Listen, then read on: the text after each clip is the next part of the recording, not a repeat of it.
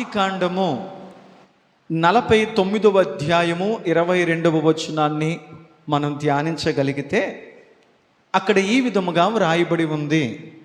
యోసేపు ఫలించెడి కొమ్మ, ఊట యొద్ద ఫలించెడి కొమ్మ అని రాయబడింది. ఈ మాటను గురించి మనం ధ్యానిస్తున్నప్పుడు కొన్ని ప్రత్యేకమైనటువంటి విషయాలు ఈరోజు మనం తెలుసుకోవలసిన వారిగా ఉన్నాం.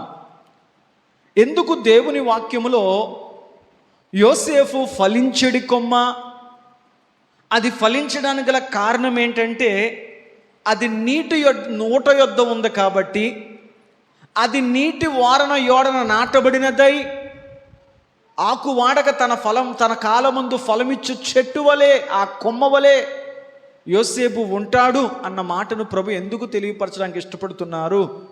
ఈ మాటకు గల అర్థాన్ని, యోసేపు ఫలించుటకు గల కారణాలను ఈరోజు మనం ధ్యానం చేద్దాం. దేవునికి స్తోత్రం, హల్లెలూయా. ఈరోజు మనం వినబోతున్న వాక్యాంశము యోసేపు ఫలించుడి కొమ్మ, అందుకు గల 5 కారణాలు.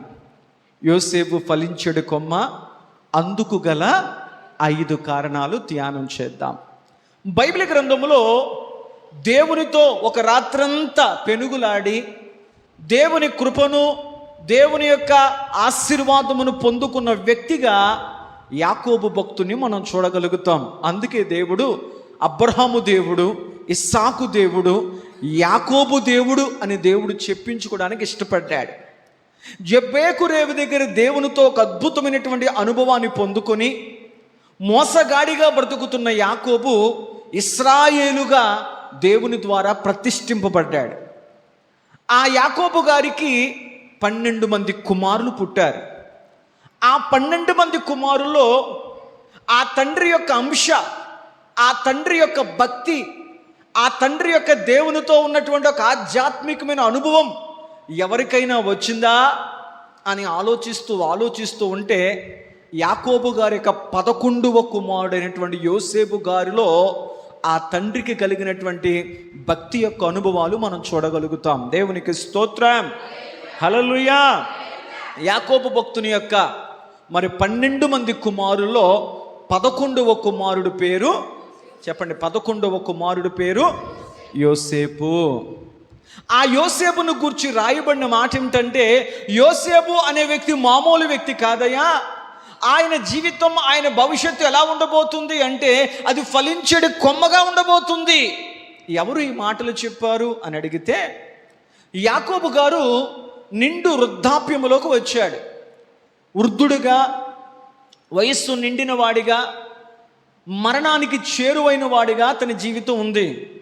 అలాంటి సందర్భంలో యాకోబు గారు తన యొక్క 12 మంది కుమారులను పిలిచి ఆయన వారిలో ప్రతి ఒక్కరి మీద చేతులుంచి వారిని ఆశీర్వదిస్తూ, వారి జీవితం ఎలా ఉండబోతుందో, వారి భవిష్యత్తు ఎలా ఉండబోతుందో సమస్తాన్ని గురించి వారికి తెలియపరుస్తూ ఆ జరిగిన పరిస్థితి ఏంటయ్యా అంటే, అతడు తన 147వ సంవత్సరములో యాకోబు గారు మరణించారు.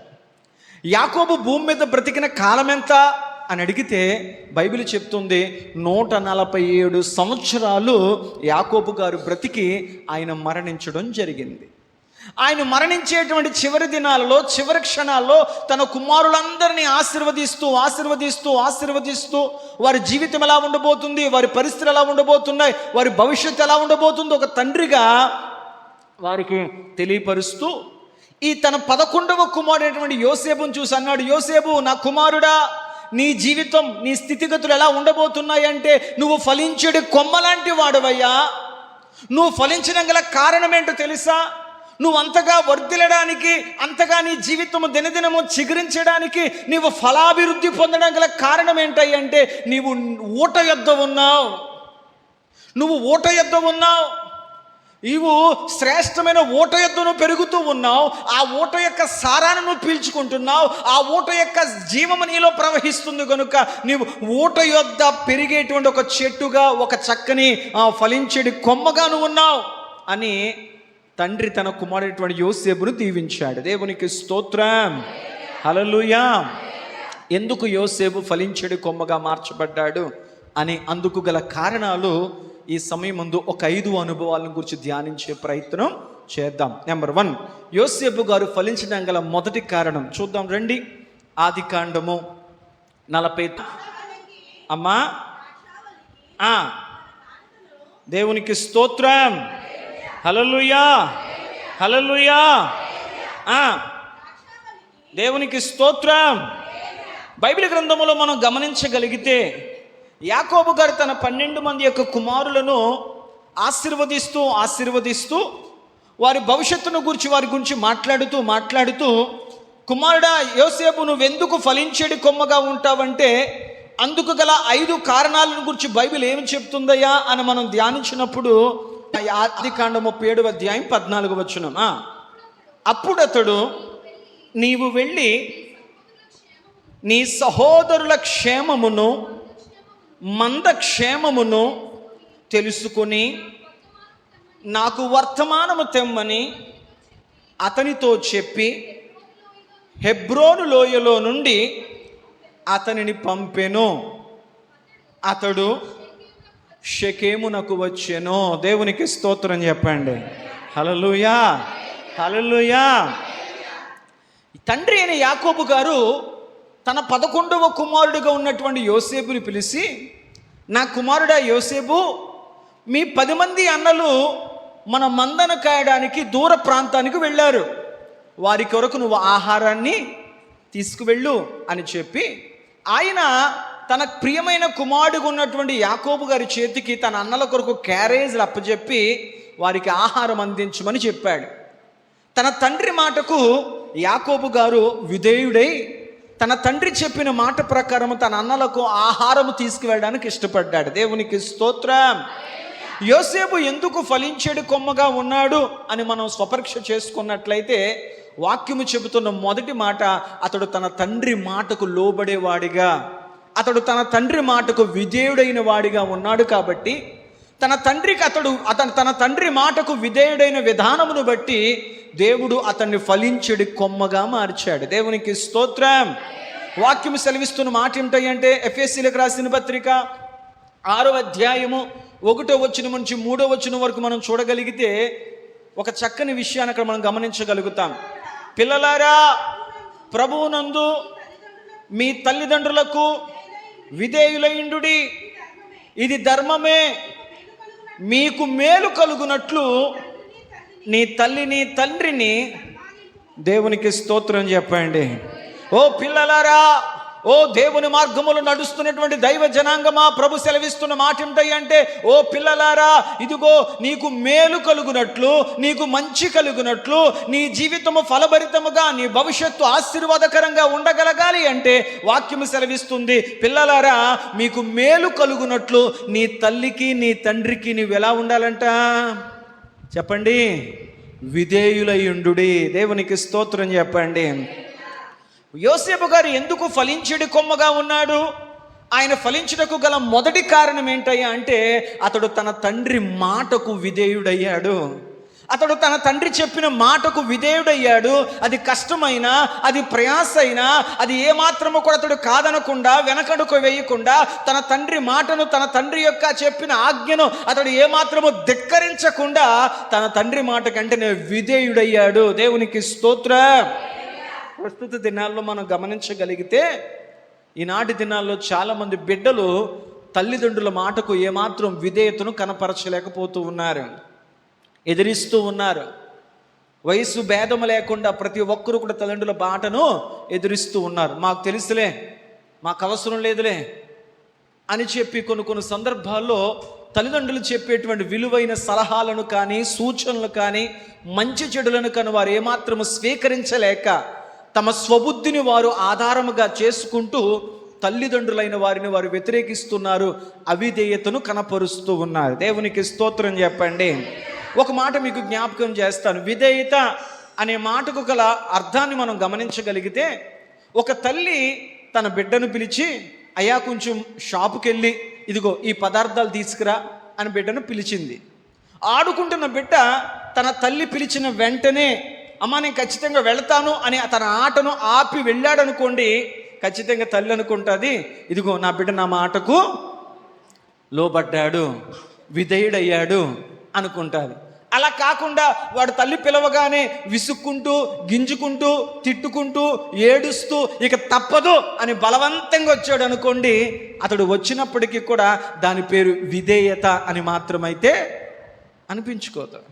పిల్లలారా, మీకు మేలు కలగాలి, మీ జీవితములు, మీ భవిష్యత్తులు దీవెనకరముగా ఆశీర్వాదకరంగా ఉండాలంటే, ఇదిగో నేను చదువుతున్నాను కదా, నా చదువు నాకు మంచి జీవితాన్ని ఇస్తుంది, ఇదిగో నాకు జ్ఞానం ఉంది, తెలివి ఉంది, అది ఉంది, ఇది ఉంది. ఓ తల్లి, నువ్వు ఎన్ని కలిగి ఉన్నప్పటికీ కూడా ప్రభు చెప్తున్నాడు, నీకు మంచి జరగాలి, నీకు మేలు జరగాలి, నీ భవిష్యత్తు నీకు మేలుకరంగా ఉండాలి అంటే నువ్వు ఖచ్చితంగా నీ తల్లి మాట, నీ తండ్రి మాటకు విధేయుడు అయితే తప్ప మేలైన భవిష్యత్తు నువ్వు పొందలేవు.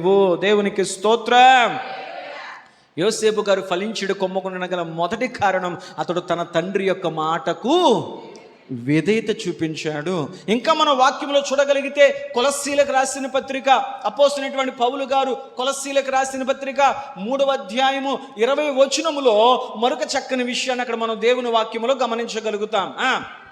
పిల్లలారా, అన్ని విషయములలో మీ తల్లిదండ్రులకు మాట వినుడి, ఇది ప్రభువును బట్టి మెచ్చుకొనదగినది. దేవునికి స్తోత్రం చెప్పండి.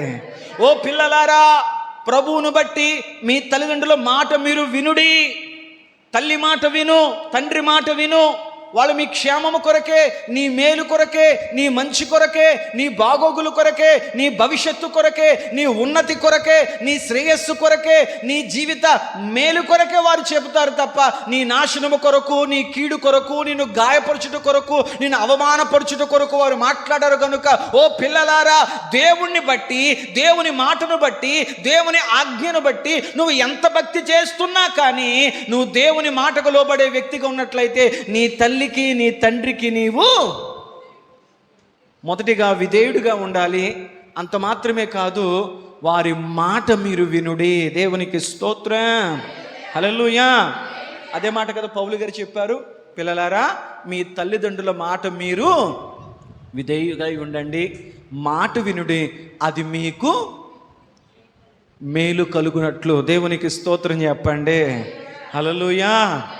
యోసేపు గారు ఎందుకు ఫలించుడు కొమ్మగా ఉన్నారు అని అడిగితే మొదటి అద్భుతమైన విషయం ఏంటంటే అతడు తన తండ్రి మాట విన్నాడు, అతడు తన తండ్రి మాటకు విధేయుడయ్యాడు. అందుకే నిర్గమాకాండం 20వ అధ్యాయం 12వ వచనములో, నీ దేవుడని యెహోవా నీకు అనుగ్రహించు దేశములో నువ్వు దీర్ఘాయుష్మంతుడవగునట్లుగా నీ తల్లిని, నీ తండ్రిని నీవు సన్మానించు.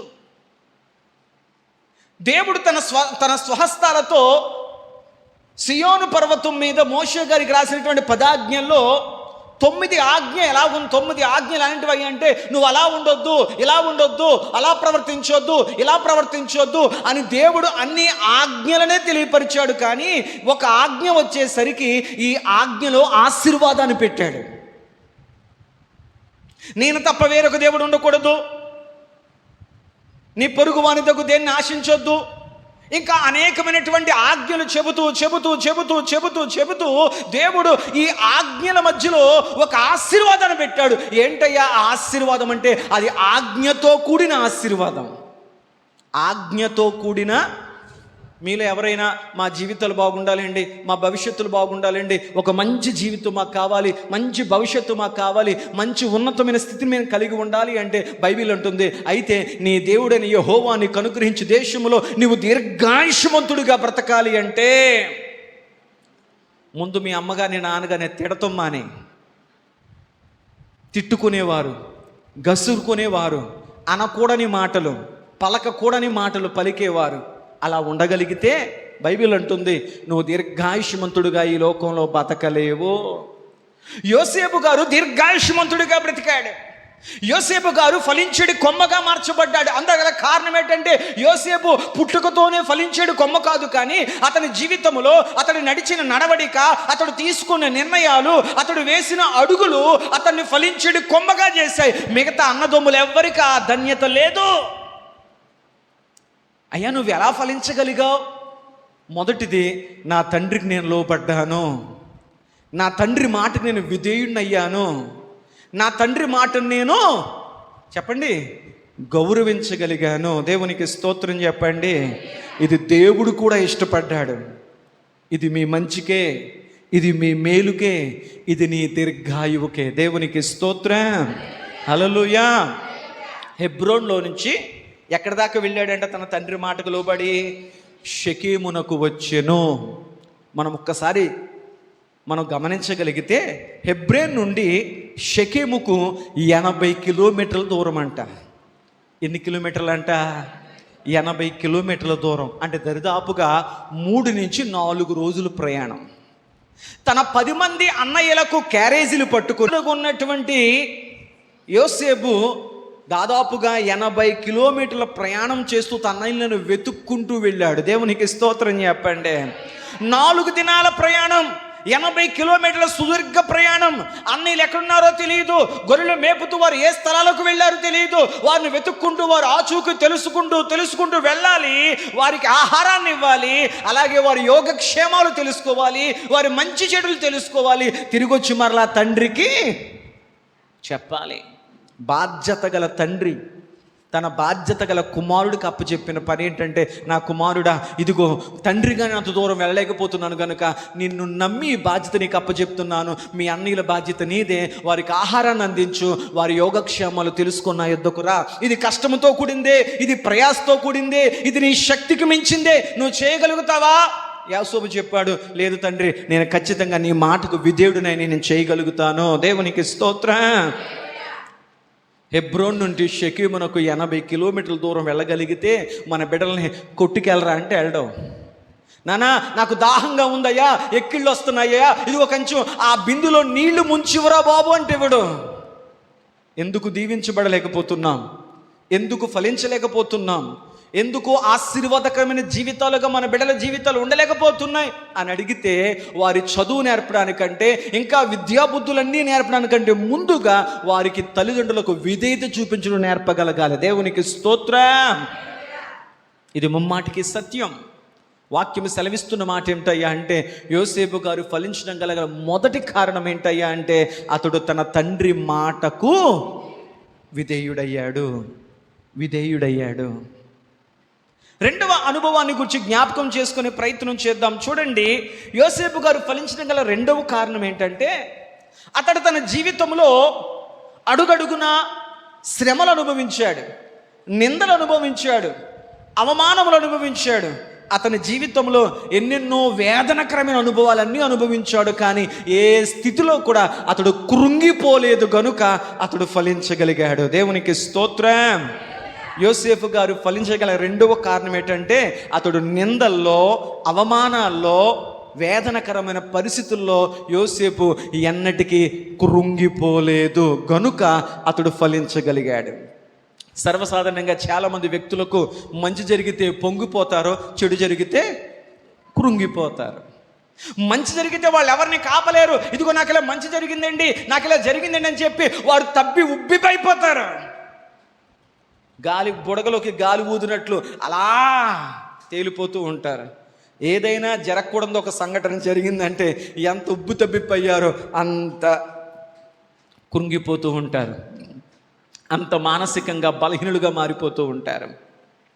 యోసేపు గారు ఫలించడం గల రెండో కారణం ఏంటంటే, అతడి జీవితంలో అడుగడుగున శ్రమలు అనుభవించాడు, నిందలు అవమానించాడు, అనేకమైనటువంటి వేదనకర పరిస్థితులు ఆ జీవితం ఎదురయ్యేంది. కానీ ఏ పరిస్థితుల్లో కూడా యోసేపు గారు కృంగిపోలేదు గనుక అతడు ఫలించగలిగాడు.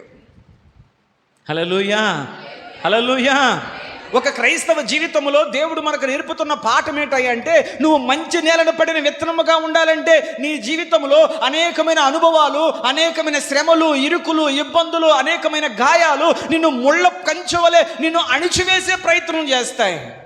శ్రమలు నిన్ను అణిచివేసే ప్రయత్నం చేస్తాయి. నువ్వు ఫలించకూడదు, నువ్వు అభివృద్ధి చెందకూడదు, నువ్వు దీవెనకరమైన జీవితం కలిగి ఉండకూడదని చెప్పి నువ్వు ఎదుర్కొన్నటువంటి కొన్ని పరిస్థితుల్లో నిన్ను మానసికంగా, శారీరకంగా, ఆర్థికంగా, ఆధ్యాత్మికంగా అణిచివేసే ప్రయత్నాలు చేస్తున్నప్పుడు యోసేపును బట్టి ప్రభు మనకు నేర్పుతున్న పాఠం ఏంటంటే, నీకంటే గాయాలు పొందాడు, నీకంటే అవమానాలు పొందాడు, నీకంటే హేళన పొందుకున్నాడు, నా అనుకునే వారి చేత ఎన్నెన్నో చేదైన అనుభవాలు పొందినప్పటికీ కూడా యోసేపు కృంగిపోలేదు. అందుకు అతడు ఫలించగలిగాడు. దేవునికి స్తోత్రం, హల్లెలూయా. ఈరోజు చాలామంది దగ్గరికి వెళ్ళి, అమ్మా ఏంటమ్మా అలా ఉన్నావు, ఎందుకమ్మా అలా బెంగగా ఉన్నామంటే వాళ్ళు మొదలెడతారు, ఎందుకోండి నా జీవితం ఇలా ఉందండి, బిడ్డ జీవితం ఇలా ఉందండి, ఇదిగో నా కుటుంబ పరిస్థితులు ఎలా ఉన్నాయండి, ఆరోగ్య పరిస్థితులు ఎలా ఉన్నాయండి, ఆర్థిక పరిస్థితులు ఎలా ఉన్నాయండి, లోకంలో ఎవరికి లేనివన్నీ మాకే ఉన్నాయండి. కృంగిపోతూ ఉన్నారు.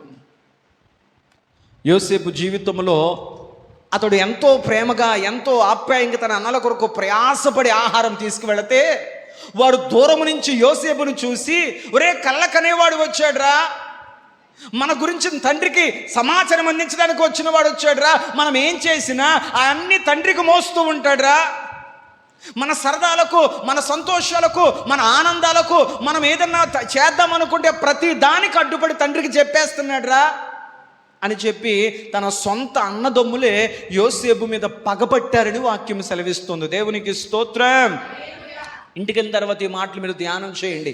ఆదికాండము 37వ అధ్యాయం 4వ వచనంలో, అలాగే ఆదికాండము 37వ అధ్యాయం 8వ వచనంలో మనం గమనించగలిగితే అక్కడ ఒక విషయం మనం చూడగలుగుతాం. ఏమని రాయబడింది అయ్యా అంటే, అతని అన్నలు అతని మీద పగపట్టిరి. సొంత సహోదరులే యోసేపు మీద ఏం పెట్టారంట? పగపట్టారంట, పగను పెంచుకున్నారంట, ద్వేషాన్ని పెంచుకున్నారంట. అందుకు గల కారణం ఏంటో చదువుతున్న చూడు. 37వ అధ్యాయం 4వ వచనంలో, అతని సహోదరులు తమ తండ్రి అందరికంటే ఎక్కువగా ప్రేమించుట చూచినప్పుడు వారు అతని మీద పగపట్టారు.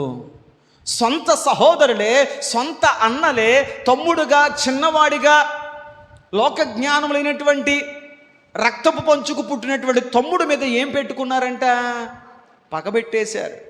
ఎందుకు పగబెట్టారు అంటే, మనం ఏ పొరపాట్లు చేస్తున్నా, ఏ తప్పిదాలు చేస్తున్నా, ఏ అల్లరి చిల్లర చేష్టలు చేస్తున్నా, మన తండ్రికి నష్టం కలిగించే ఏ కార్యక్రమాలు చేస్తున్నా, అప్పుడప్పుడు మన గొర్రెలను తీసుకొని మనం చంపి వాటితో ఆహారం వండుకుంటూ, నానా అరణ్యములో ఇదిగో ఏదో క్రూర జంతువు మన జంతువులను చంపేసింది అని తండ్రితో అబద్ధాలు చెబుతున్నా, మనం ఎటువంటి దుష్కార్యాలు చేస్తున్నా, దురలవాట్లకు మనం గురవుతున్నా, ఇవన్నీ తెలుసుకుని తమ్ముడు తండ్రికి చెప్పేస్తున్నాడు. మన తప్పులు దాయట్లేదు, మన తప్పులు కప్పడం లేదు. వాడికి ఎన్ని రకాలుగా మనం మభ్యపెట్టి, తమ్ముడు అలా చెప్పొద్దు, నీకు ఇది ఇస్తాం, అది ఇస్తాం అని చెప్పి ఎన్ని రకాలుగా తమ్ముడికి ఆశ చూపించినా అతడు ప్రతి సమాచారాన్ని తండ్రికి చెప్పేస్తున్నాడు అని చెప్పి తండ్రికి చెబుతున్న పరిస్థితిని బట్టి అన్నలు తన తమ్ముడి మీద ఏం పెట్టుకున్నారంట? పగను పెట్టుకున్నారు. 8వ వచనంలో కూడా మనం చూడగలిగితే, అందుకు అతని సహోదరులు, నీ విజయముగా మమ్మల్ని నేలేదవా, మా మీద నీవు అధిపతిగా ఉందువా అని చెప్పి అతని కలను బట్టి, అతని మాటలను బట్టి అతని మీద మరింత పగపట్టిరి. అన్నలు నాకు ఒక కల వచ్చిందయ్యా, అక్కడ మనం అందరము కూడా పనులు కోస్తున్నామంట, నేను కోసిన పని నిలబడింది, మిగతా మీ పనులన్నీ కూడా నాకు సాష్టాంగపడి నమస్కరిస్తున్నాయి, ఈ కల నాకు వచ్చింది అని చెప్పినప్పుడు వారు వెంటనే అన్నారంట, అంటే నువ్వు మమ్మల్ని ఏల్తావా, మా మీద అధిపతిగా ఉంటావా, మేమందరం నీ ముందు సాష్టాంగపడి నమస్కరిస్తామా అని చెప్పి అతని మీద మరి ఎక్కువ పగను పెంచుకున్నారు. సొంత సహోదరులే యోసేపు మీద పగపట్టారు.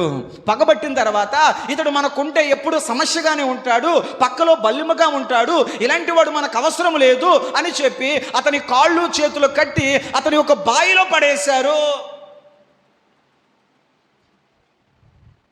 బావిలో పడేసినప్పుడు యోసేపు ప్రాణం అంటుంది, ఇదిగో ఇక్కడతో నీ జీవితం అయిపోయింది, ఇక్కడతో నీ బ్రతుకు అయిపోయింది, దేవుడు నీకు ఇచ్చిన కళ, దేవుడు నీకు ఇచ్చిన అనుభవం ఇక్కడతో ముగిసిపోయింది. లేదు, దేవుని ఆత్మ అంటుంది, లేదు యోసేపు, ఈ గోతును చూసి కృంగిపోవద్దు, నీకు భవిష్యత్తు ఉంది. దేవునికి స్తోత్రం చెప్పండి. యోసేపు దేవుని బట్టి ధైర్యం తెచ్చుకున్నాడు. యోసేపు దేవుని మాటను బట్టి ధైర్యం తెచ్చుకున్నాడు. యోసేపు దేవుని బట్టి నిరీక్షణ కలిగి ఉన్నాడు. ఈనాడు గోతులో పడ్డాను, ఈనాడు శ్రమలో పడ్డాను, ఈనాడు సమస్యల్లో పడ్డాను, ఈనాడు అనేకమైన పరిస్థితుల్లో నేను పడ్డాను, కానీ నా దేవుడు నన్ను పడిన చోటే ఉండిచ్చేవాడైతే మాత్రం యోసేపు దేవుణ్ణి నమ్మాడు. పడేసిన అన్నలే బయటికి తీశారు. అతన్ని తీసుకువెళ్ళి మిద్యానీయులకు అమ్మేశారు ఒక బానిసగా. అక్కడి నుంచి అతడు ఒక రాజుగారి యొక్క ప్రధాని అనుచరుడుగా ఉన్నటువంటి పోతీఫర్ ఇంటికి వెళ్ళాడు పనివాడిగా. అక్కడ చెయ్యని నింద అతని మీద పడింది. చెయ్యని నిందకు శిక్షగా అతడు చెరసాలలో వేయబడ్డాడు. శ్రమను అనుభవించాడు, అవమానమును అనుభవించాడు, నిందను అనుభవించాడు, గాయాలు పాలయ్యాడు, అనేకమైనటువంటి హింసలు అనుభవిస్తూ అతడు ఏ స్థితిలో కూడా అతడు ఏమాత్రము కూడా కృంగిపోయేవాడిగా లేడు. దేవునికి స్తోత్రం చెప్పండి. హల్లెలూయా, హల్లెలూయా. ఆదికాండం 37వ అధ్యాయం 28వ వచనం మనం చూడగలిగితే అతడు అమ్మివేయబడ్డాడు, మిద్యానీయులకు అతడు అమ్మివేయబడ్డాడు. అదే ఆదికాండం 37వ అధ్యాయము 36వ వచనం చూస్తే ఆ మిద్యానీయులు తీసుకువెళ్ళి ఐగుప్తులో ఉన్నటువంటి పోతీఫర్కు అమ్మేశారు. అంటే 2 సార్లు అమ్మబడ్డాడు. ఎవరో అమ్మ ఎన్నిసార్లు అమ్మబడ్డాడైనా? అన్నల చేతనేమో మిద్యానీయులకు అమ్మబడ్డాడు, మిద్యానీయుల చేతిలో నుండి పోతీఫర్ చేతికి అమ్మబడ్డాడు. ఒక అమ్మబడిన వస్తువుగా మారిపోయాడు. తండ్రి ప్రేమకు దూరం అయిపోయాడు, సొంత దేశానికి దూరం అయిపోయాడు, అన్నదమ్ములకు దూరం అయిపోయాడు, నా అనే వాళ్ళందరికీ దూరం అయిపోయాడు. శ్రమ వెనకాల శ్రమ, గాయం వెనకాల గాయము. తన జీవితంలో ఎంత మంచిగా బ్రతుకుతున్నా ప్రతి గాయం అతనికే, ప్రతి శ్రమ అతనికే తగులుతుంది. కానీ ఏ స్థితిలో కూడా అతడు కృంగిపోలేదు. దేవునికి స్తోత్రం చెప్పండి. అందుకే సామెతల గ్రంథము 24వ అధ్యాయము 10వ వచనం మనం గమనించగలిగితే దేవుని వాక్యం ఎలా సెలవిస్తుంది? శ్రమ దినమున నీవు కృంగిన ఎడల నీవు చేతకాని వాడవగుదువో. ఒక దేవుని బిడ్డగా బ్రతుకుతున్న నీవు, ప్రార్థిస్తున్న వ్యక్తిగా బ్రతుకుతున్న నీవు, దేవుని మీద ఆధారపడుతున్నాను, దేవుడే నాకు దిక్కు, దేవుడే నా సహాయకుడు, ఇదిగో నా ఏ స్థితిలో కూడా నేను కలవరి పడిపోను, నా దేవుని వైపు నేను చేతులు చాపుతాను, నాకు సహాయము ఆయన యొద్ద నుంచే నాకు కలుగుతుంది అని దేవుని మీద నిరీక్షణ ఉంచి, దేవుని మీద విశ్వాసం ఉంచి, ఇదిగో దేవుని సన్నిధిలో గడుపుతున్నావో సంగమా, బైబిల్ అంటుంది ఏ స్థితిలో కూడా నువ్వు కృంగిపోవద్దు. ఎందుకంటే శ్రమ దినమున నువ్వు కృంగిన ఎడల నువ్వు చేతకాని వాడవడం మాత్రమే కాకుండా నీ దేవుడు కూడా చెయ్యలేడు అన్నట్లుగా ఎదుటి వారికి నువ్వు సాక్ష్యం ఇవ్వగలుగుతావు. జాగ్రత్త. క్రైస్తవుడు కృంగిపోడు. దేవుని రుచి ఎరిగిన వాడు ఏ స్థితిలో కూడా కృంగిపోడు. ఏం చేస్తాడో తెలుసా? దేవుని చిత్తాన్ని అర్థం చేసుకునే ప్రయత్నం చేస్తాడు. ఇదిగో అగ్నిగుండంలోకి వెళ్ళాను, అయ్యో మా జీవితం అగ్నిగుండం పాలైపోయింది ఏంటి? కృంగిపోలేదు. ఇదిగో మా జీవితాలు సింహాల బోన్లోకి వెళ్ళిపోయాయి ఏంటి? కృంగిపోలేదు. ఇదిగో మమ్మల్ని రాళ్లతో కొడుతున్నారేంటి? కృంగిపోలేదు. ఇదిగో మమ్మల్ని బెత్తాలతో కొడుతున్నారేంటి? కృంగిపోలేదు. ఇదిగో మా చర్మాలు ఒలుస్తున్నారేంటి? కృంగిపోలేదు. ఇదిగో మేము క్రీస్తులకు హతసాక్షులుగా మారిపోతున్నామేంటి? కృంగిపోలేదు. దేనికి కృంగిపోలేదు. వారు చేసింది ఏంటయ్యా అంటే వారు అనుభవిస్తున్న శ్రమలో కూడా దేవుని చిత్తాన్ని వెతికే ప్రయత్నం చేశారు. దేవునికి స్తోత్రం. ఇలా మా జీవితాల్లో జరుగుతుందంటే దీని వెనకాల దేవుని ప్రణాళిక ఏంటో, దేవుని ఉద్దేశం ఏంటో, దేవుడు మా పట్ల, మా భవిష్యత్తు పట్ల ఎలాంటి రూపకల్పన మా జీవితంలో చేయబోతున్నాడో, ఇలా జరగకపోతే రేపు భవిష్యత్తు అలా ఉండదేమో, రేపటి భవిష్యత్తు అలా దీవెనకరముగా, ఆశీర్వాదకరంగా, ఇదిగో ఫలించేడు కొమ్మగా ఉండాలంటే ఈరోజు ఈ అనుభవము, ఈ సంఘటన, ఇలాంటి పరిస్థితులు జరగాలేమో. ఒక్కొక్కసార్లు కొన్ని పరిస్థితులు ఉన్నప్పుడు అనిపిస్తుంది, దేవుడే నా చెయ్యి వదిలేశాడు, దేవుడే నన్ను పట్టించుకోలేదు, దేవుడే నన్ను చిన్న చూపు చూశాడు అని చెప్పి బోల్డని మాటలంటాం దేవుణ్ణి. గాయం పచ్చిగా ఉంటుంది కాబట్టి కొద్ది కాలం గడిచిన తర్వాత ఈ గాయముతో జీవితంలో ముందుకు వెళుతున్నప్పుడు ఎదురయ్యే కొన్ని అనుభవాలు చూశాక అప్పుడు అంటే తెలుసా, ఆ రోజే అలా జరగడమే మంచిదయింది. తర్వాత ఏ మాట మారుతాం? ఆ రోజు అలా జరుగుండకపోతే, ఆ రోజు అలా అయి ఉండకపోతే, ఆ రోజు ఆ సంఘటన, ఆ రోజు ఆ దెబ్బ, ఆ రోజు ఆ అవమానము, ఆ రోజు ఆ గాయము అలా అవి ఉండకపోతే ఈరోజు నాకు ఇలా జరిగేది కాదేమో. ఆ క్షణం అది ఎందుకు జరిగిందో అనిపించింది. ఈ క్షణం అనిపిస్తుంది అలా జరగడమే నాకు మంచిది అనిపించింది. దేవునికి స్తోత్రం. ఎందుకంటే ఆయన నీ భవిష్యత్తు ఎరిగినవాడు. ఏమెరిగినవాడు? నీ భవిష్యత్తు ఎరిగిన దేవుడు నీ భవిష్యత్తుకు ఏది దీవెనకరమో అది నీ జీవితంలో నెరవేర్చుట కొరకే దేవుడు దానికి తగినట్లుగా నీ జీవితంలో రూపకల్పన చేయునుగాక. ఆయన ఒక శిల్పి, నిన్ను చెక్కుతూ ఉంటాడు. చెక్కేటప్పుడు కొన్ని గాయాలు, కొన్ని దెబ్బలు నీకు తగులుతూ ఉంటాయి.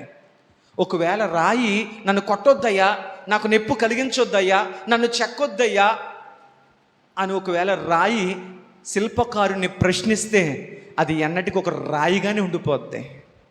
ఆమేన్ చెప్పండి. ఒక శిల్పకారుడంట ఒక రాయిని తీసుకువెళ్ళి దాన్ని ఒక అందమైన శిల్పంగా చెక్కాడంట. ఆ శిల్పాన్ని వేలంపాట్లో పెడితే ఒక కోటేశ్వరుడు దాన్ని ₹1,00,00,000 కొనుక్కున్నాడంట తన ఇంట్లో పెట్టుకోవడానికి. ఆ శిల్పకారుడి దగ్గరికి ఆ శిల్పాన్ని కొనుక్కున్న కోటేశ్వరుడు వచ్చి, అయ్యా నీ చేతులు ఎంత నైపుణ్యత గలవి, నీ చేతులకు ఎంత నిపుణత ఉంది, ఎంత నైపుణ్యత ఉంది, ఎంత టాలెంట్ ఉంది, ఎంత అందమైన శిల్పాన్ని, జీవము ఉట్టుపడే రీతిలో శిల్పాన్ని చెక్కగలిగావయ్యా అని అతన్ని ప్రశంసిస్తూ ఉంటే, పొగుడుతూ ఉంటే, అప్పుడు అన్నాడంట, అయ్యా ఈ శిల్పము ఇంత అందంగా చెక్కబడ్డానికి నేను ఎంత కష్టపడ్డానో, నేను ఎంతకు దీనికి అర్హుడనో ఆ రాయికి కూడా అంతే క్రెడిట్, ఆ రాయికి కూడా అంతే ప్రాధాన్యత, ఆ రాయికి కూడా అంతే విలువ ఉంది. ఎందుకో తెలుసా? నేను చెక్కుతున్నప్పుడు కొన్ని రాళ్ళు నేను ఒకలా చెక్కుతుంటే అవి ఇంకోలా పగిలేయి.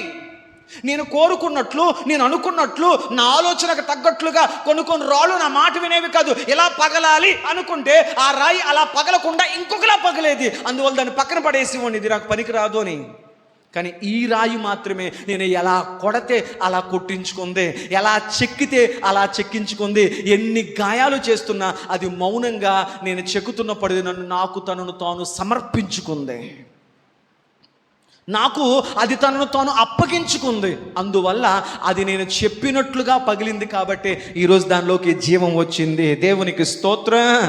దీన్ని చెక్కిన నాకు మాత్రమే ఘనత కాదు, అలా చెక్కించుకోవడానికి తనను తాను అర్పించుకున్న రాయిది కూడా. దేవునికి స్తోత్రం. ఆయన ఒక శిల్పకారుడు. నీ జీవితాన్ని ఒక అందమైనదిగా దేవుడు భవిష్యత్తులో నిన్ను రూపకల్పన చేయాలంటే దేవుడు చెక్కుతున్నప్పుడు కలిగే ప్రతి గాయానికి, ప్రతి దెబ్బకు నువ్వేం చేయగలగాలి? భక్తులు అన్నారు, శోధింపబడిన మీదట, గాయపరచబడిన మాదట, అగ్ని వంటి అనుభవములు మా జీవితంలో తలెత్తిన మీదట ఇదిగో మాలోని స్వచ్ఛత బయటకు వస్తుంది, మాలోని స్వచ్ఛమైన విశ్వాసం బయటకు వస్తుంది, మేము సువర్ణము వలె మార్చబడతాం. దేవునికి స్తోత్రం. అంటే దేవుడు కొన్ని అనుభవాలు నేను తీసుకువెళ్ళడం గల కారణం ఏంటంటే నీలోని స్వచ్ఛమైన భక్తిని బయటికి తీసుకురావడానికి. దేవునికి స్తోత్రం. భక్తుల అనుభవాలు అలాగే వెళ్ళాయి. యోసేపు గారు ఫలించుడి కొమ్మగొండానికి గల రెండవ కారణం ఏంటయ్యా అంటే అతడు తనకు కలిగినటువంటి శ్రమల్లో, ఇరుకుల్లో, ఇబ్బందుల్లో, నిందల్లో, వేదనకరమైన ఏ అనుభవాల్లో కూడా అతడు వాటిని పదే పదే పదే తలుచుకొని కృంగిపోలే. మనకున్న అలవాటు ఏంటంటే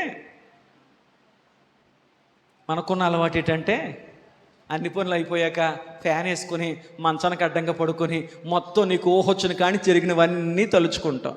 నాకే అలా జరిగింది, నాకే ఇలా జరిగింది, ఆయనే అలా ప్రవర్తించాడు, ఈవిడే ఇలా ప్రవర్తించింది, మా అత్తగారే అలా ఉండేది, మా ఆడబొడిసే జరిగిపోయింది. యోసేపు ఎన్నటికీ కూడా గతాన్ని తలుచుకోలే. అతని ఆలోచన అతని భవిష్యత్తు వైపే, అతని ఆలోచన అతని వాగ్దాన నెరవేర్పు కొరపే. అతడు వాగ్దానాన్ని నమ్మాడు, అతడు దేవుని మాటను నమ్మాడు, అతడు దేవుడిచ్చిన కలను నమ్మాడు, దాని నెరవేర్పు కొరకు ఆతృతపడ్డాడు. దేవునికి స్తోత్రం. అబ్దుల్ కలాం గారు కలల కనమన్నారు. అంటే పడుకుని ఉండమనలేదు, పడుకుంటేనే కళలు వస్తాయి కదా అని పడుకుని ఉండమనలేదు. కళలు కను, ఆ కళని జీవితంలో నెరవేర్చుకోవడానికి కష్టపడు, నెరవేర్చుకునడానికి ప్రయాసపడు. కళ నెరవేరేంత వరకు పడుకోవద్దు. దేవునికి స్తోత్రం. హల్లెలూయా. యోసేపు ఊరికినే ఫలించుడు కొమ్మగా మారలేదు. అతని కళ నెరవేరడానికి అతని ప్రయాణములు ఎదురైన ప్రతి గాయాన్ని సహిస్తూ భరిస్తూ శ్రమ ఓర్పు పరీక్ష నిరీక్షణ కలిగించినని ఎరిగి నీవు నానా విధమైన శోధనలో పడినప్పుడు అది మహదానందంగా ఎంచుకో అన్నాడు భక్తుడు. వాక్యము. మరి ఈరోజు నీ జీవితంలో కలుగుతున్న పరిస్థితులు ఏంటి? నువ్వు స్పందిస్తున్న విధానం ఏంటి? బైబిల్ సంకలో పెట్టుకుని వచ్చేది భక్తి కాదమ్మా. బైబిల్లో ఏది రాయబడిందో అది నువ్వు అనుభవించాలి, అది నువ్వు గ్రహించాలి, అది నువ్వు ఖచ్చితంగా నీ జీవితంలో నెరవేర్చబడ్డానికి నువ్వు దేవుని వాక్యానికి అవకాశాన్ని ఇవ్వాలి. దేవునికి స్తోత్రం. హల్లెలూయా. ఇదిగో నాకెలా అనాలనుంది, కానీ దేవుని వాక్యం బట్టి నేను మౌనంగా ఉంటున్నాను. నాకెలా చెయ్యాలనుంది, కానీ దేవుని వాక్యం వద్దంది కదా, అందుకని నేను చేయకుండా ఉంటున్నాను అని చెప్పి నీ ఇష్టాలను, నీ అభిప్రాయాలను, నీ కోపతాపాలు పక్కన పెట్టి దేవుని వాక్యము దేన్ని వద్దందో, దేవుని వాక్యము దేన్ని చెయ్యొద్దందో, దేవుని వాక్యము దేన్ని అనుమతించడం లేదు, అవన్నీ నువ్వు చేయడం మానివేయగలిగితే నువ్వు దేవుని వాక్యము కొరకు కట్టుబడిన వ్యక్తి అవుతావు. అలా కాకుండా నోటి నిండా భక్తి మాటలు చెప్పి జీవితం నిండా ఇష్టానుసారమైన పనులు చేసావనుకో, బైబిల్ అంటుంది ప్రభా ప్రభా ప్రభా అన్నవాడు పరలోక రాజ్యానికి వెళ్ళడు, వాడు ఫలించడు. వాక్య ప్రకారం అడుగులు వేయగలిగితే తప్ప. దేవునికి స్తోత్ర, హల్లెలూయా. నేను అంటాను, యోసేపు గారు ఎన్ని గాయాలయ్యా, తండ్రికి దూరం అయిపోయావు, అన్నదమ్ములే నిర్దాక్షిణంగా నీ కాళ్ళు చేతులు పెట్టి గోతులు పడేశారు, ఉంటావో చస్తావో కూడా చూడలేదు, నానా మాటలు అన్నారు, కొట్టారు, గాయపరిచారు, అమ్మేశారు, దేశము కాని దేశానికి అమ్మవేయబడ్డావు, తండ్రిని మరలా చూస్తావో లేదు తెలియదు, ఆ పసి వయసులో ఎంత వేదన అనుభవించావో, ఎంత బెంగ అనుభవించావో, అయ్యా చేయని నిందకు చెరసాలు అనేక సంవత్సరాలు నువ్వు కృంగిపోయావే, నువ్వు బతికావో ఉన్నావో లేవో ఎవడో పట్టించుకునే పరిస్థితులు ఉన్నావు కదా, అయినప్పటికీ నీకున్న ధైర్యం ఏంటి? ఒకవేళ యోసేపు చెప్పుండొచ్చు, నా ధైర్యము నా దేవుడే. దేవునికి స్తోత్రం. చూడండి, యెషయా గ్రంథం 41వ అధ్యాయం 10వ వచనంలో, యెషయా గ్రంథం 41వ అధ్యాయం 10వ వచనంలో ఒక దేవుని బిడ్డకు దేవుని ధైర్యం ఎలా ఉంటుందో చెప్తున్నాడు. యెషయా గ్రంథం 41వ అధ్యాయం 10వ వచనం, భూ దిగంతముల నుండి నేను దాన్ని పట్టుకుని దాని కొనల నుండి నీవు నా దాసుడవనియు నేను నిన్ను ఉపేక్షింపక ఏర్పరచుకుంటుననియు నేను నీతో చెప్పి ఉన్నాను, నీకు తోడై ఉన్నాను, నువ్వు భయపడొద్దు, నేను నీ దేవుడినై ఉన్నాను. దేవునికి స్తోత్రం చెప్పండి. మరి నాతో చెప్తాం. మొదటిగా ఏం చెప్పాడు దేవుడు? నేను నీకు తోడై ఉన్నాను, భయపడొద్దు. నేను నీ దేవుడినై ఉన్నాను, దిగులు పడొద్దు. నేను నిన్ను బలపరుచుకుంటాను, నేను నీకు సహాయము చేస్తాను. దేవునికి స్తోత్రం. ఎన్ని అద్భుతమైన అభయవాక్కులేండి. దిగులు పడొద్దు, భయపడిపోవద్దు, జడిసిపోవద్దు, కలవరపడిపోవద్దు, కృంగిపోవద్దు. నేను నీ దేవుడిగా ఉన్నాను, నేను నీ తండ్రిగా ఉన్నాను, నేను నిత్యము నేను నీకు సహాయము. యోసేపు గారికి ఉన్న ధైర్యం ఏంటో తెలుసా? నా దేవుడు నాతో ఉన్నాడు, నా దేవుడు నాకు సహాయం చేస్తాడు, నా దేవుడు నా చేయి పట్టుకుని నన్ను లేవనెత్తుతాడు అని చెప్పి యోసేపు గారు దేవుణ్ణి బట్టి ధైర్యం తెచ్చుకున్నాడు, దేవుణ్ణి బట్టి నమ్మకాన్ని తెచ్చుకున్నాడు, దేవుణ్ణి బట్టి అతడు నిరీక్షణ కలిగి ముందుకు వెళ్ళాడు. కాబట్టి అతడు ఏ శ్రమలో కృంగిపోలేదు కనుక అతడు ఫలించగలిగాడు. దేవునికి స్తోత్రం, హల్లెలూయా. ఇప్పుడు చెప్పండి, యోసేపు గారు ఫలించగల మొదటి కారణం అతడు తన తండ్రికి, నువ్వు ఫలించే బిడ్డగా ఉండాలా, ఫలించే ఆశీర్వాదకర భవిష్యత్తు నీకు ఉండాలా. నేను బాగా చదువుకున్నానండి, మా అమ్మ మాట వినకపోయినా, మా నాన్నగారి మాట వినకపోయినా, పెద్దల మాటలు వినకపోయినా నా చదువు నాకు భవిష్యత్తు ఇచ్చేద్దండి, లేదు లేదు లేదు అని ఎన్నటికీ తలంచొద్దు. వాక్యము చెప్తున్న మాట తెలుసా? నువ్వు దీర్ఘాయుష్మంతుడిగా బ్రతకాలన్నా, నీకు మేలు జరగాలన్నా, నీకు మంచి జరగాలన్నా నీ తల్లికి తండ్రికి నువ్వు విధేయుడు అయ్యగలిగితేనే. దేవునికి స్తోత్రం, హల్లెలూయా. రెండవది, ఫలించడం గల రెండవ కారణం ఏంటంటే నీకెదురయ్యేటువంటి ఏ శ్రమల్లో, ఏ గాయాల్లో, ఏ వేదనకర చేదైన అనుభవాల్లో కూడా నువ్వు ఏమాత్రం కూడా కృంగిపోయే వ్యక్తిగా ఉండకూడదు. ఎందుకు తెలుసా? ఆ కృంగుబాటులో కూడా దేవుడే నిన్ను ఆదరించువాడిగా, దేవుడే నీకు ధైర్యము చెప్పువాడిగా ఉండునుగాక. రెండు అనుభవాలు. మూడవ అనుభవాన్ని మీకు జ్ఞాపకం చేస్తాను. యోసేపు గారు ఫలించడం గల మూడవ కారణం ఏంటయ్యా అంటే అతడు తనను తాను దేవుని కొరకు పవిత్రంగా జీవించడానికి ప్రతిష్ఠించుకున్నాడు. మా అమ్మగారికి దూరంగా ఉన్నా, మా నాన్నగారికి దూరంగా ఉన్నా, నా సహోదరులకు దూరంగా ఉన్నా, నా కుటుంబానికి దూరంగా ఉన్నా, యోసేపు కలిగిన గాయములో అతడి చిన్నతనములోనే తల్లి చనిపోయింది. ఎన్నెన్నో అనుభవాలు, అవన్నీ దేవుడు బలపరిచి నడిపించారు. మూడవది ఏంటయ్యా అంటే అతడు తన పవిత్రతను తాను కాపాడుకోవడానికి తను తాను దేవుని ఎదుట ప్రతిష్ఠించుకున్నాడు. నేను పవిత్రంగా మాట్లాడాలి, పవిత్రంగా చూడాలి, పవిత్రంగా ఆలోచించాలి, పవిత్రంగా బ్రతకాలని చెప్పి ఏ పరిస్థితిలో కూడా తన్ను తాను దేవుని ఎదుట పవిత్రంగా ఉండడానికి తన్ను తాను ప్రతిష్ఠించుకున్నాడు. ఆమేన్ చెప్పండి.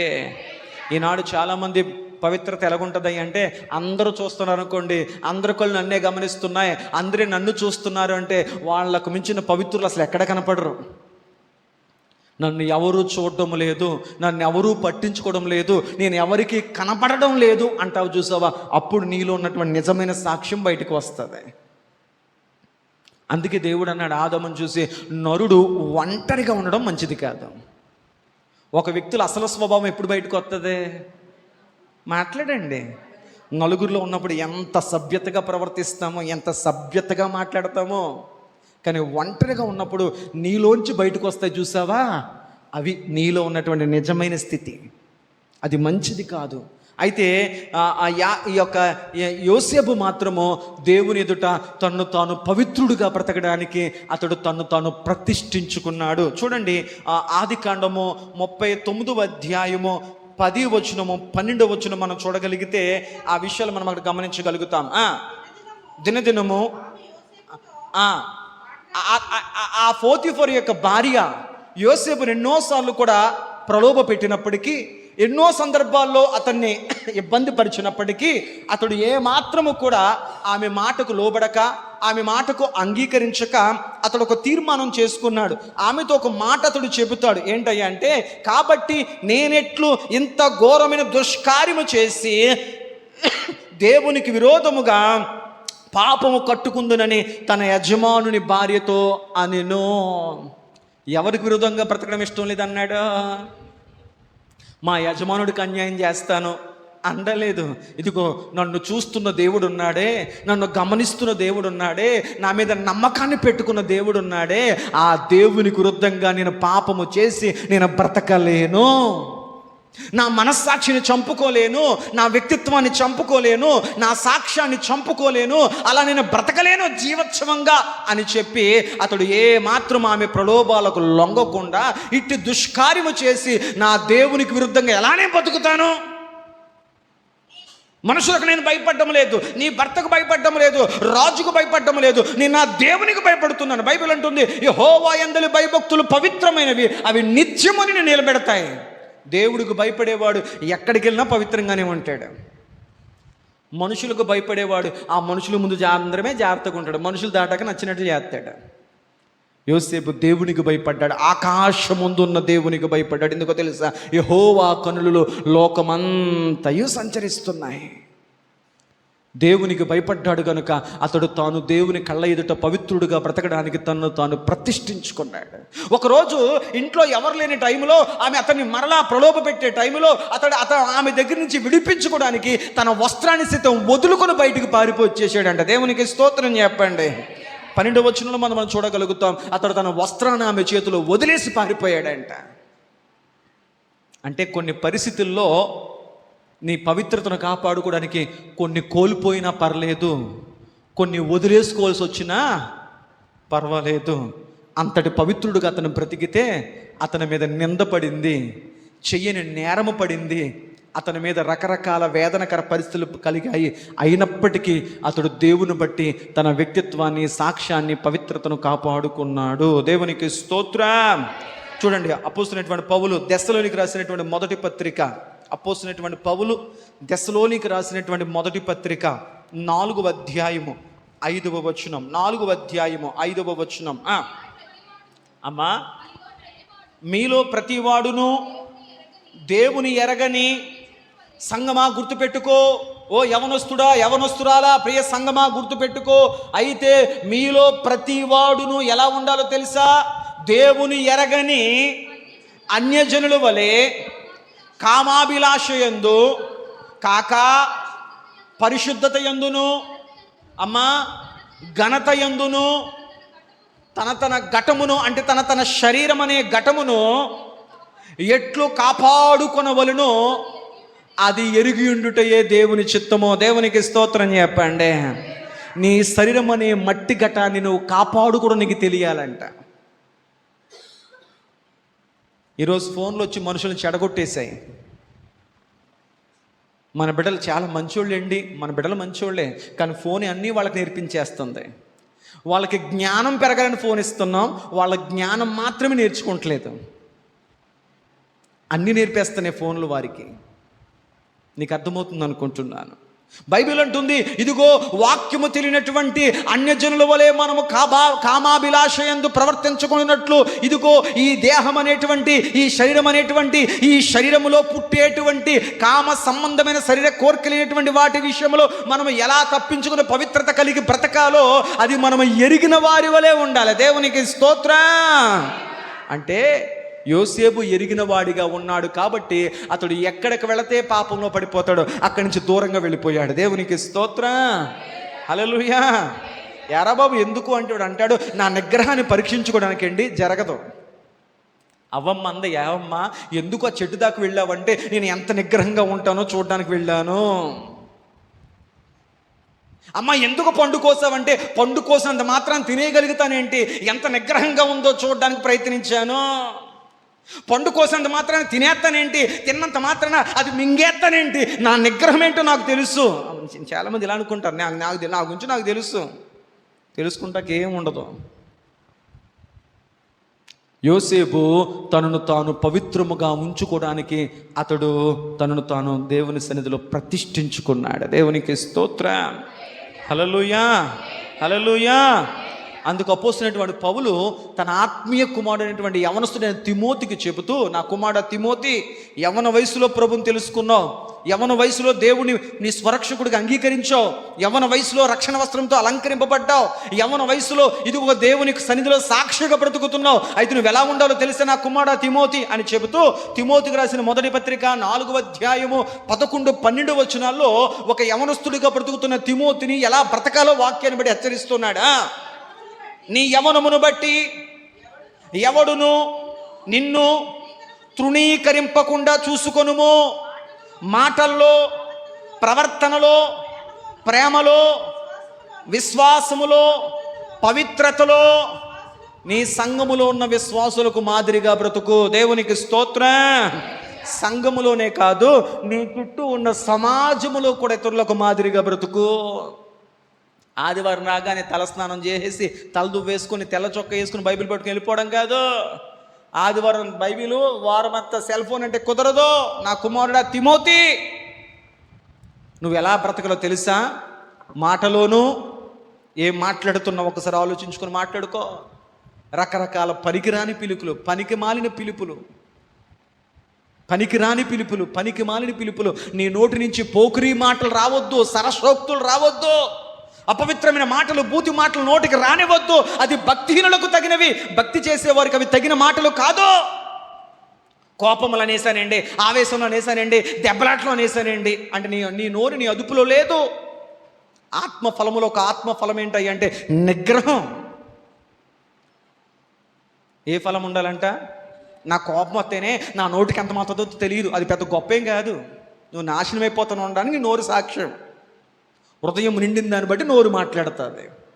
నా మనసు మంచిదేనండి, నా నోరు ఎలా ఉంటుంది ఎవరికని చెప్పాము, నేను నమ్మను. ఎందుకు తెలుసా? నీ హృదయంలో ఏముందో అది నోట్లోంచి బయటకు వచ్చింది. హల్లెలూయా. నీ హృదయం మంచిదా, నోట్లోంచి మంచి మాటే బయటకు వస్తుంది. నీ హృదయం కఠినమైందా, నోట్లోంచి కఠిన మాటే బయటకు వస్తుంది. ఇది కాదు అంటే వాక్యం తప్పు అవుతుంది. వాక్యం ఎన్నటికీ నిరర్ధకము కావు, మారాల్సింది నువ్వే.